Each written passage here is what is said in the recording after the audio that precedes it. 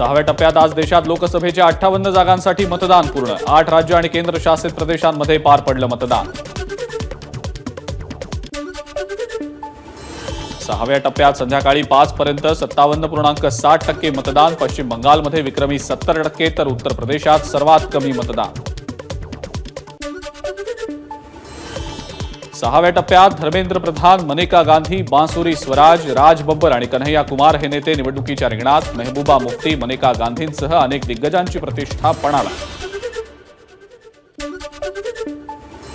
लोकसभा निवडणुकीसाठी राष्ट्रपती द्रौपदी मुर्मूंनी केलं मतदान. दिल्लीमध्ये बजावला मतदानाचा हक्क.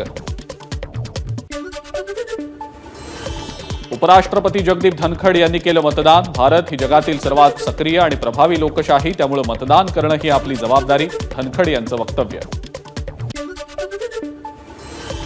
नवी दिल्लीमध्ये सोनिया गांधी आणि राहुल गांधींनी केलं मतदान. निर्माण भवनमधल्या मतदान केंद्रावर बजावला मतदानाचा हक्क.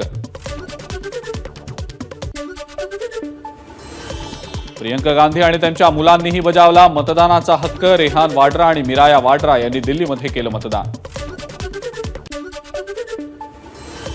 परराष्ट्र मंत्री एस जयशंकर यांनी केलं मतदान. दिल्लीतल्या मतदान केंद्रावर बजावला मतदानाचा अधिकार.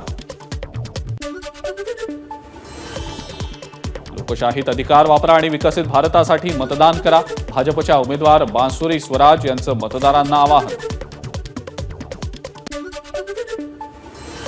केंद्रीय मंत्री हरदीप सिंग पुरी यांनी बजावला मतदानाचा हक्क. दिल्लीतल्या माउंट कार्मेल शाळेत जाऊन केलं मतदान.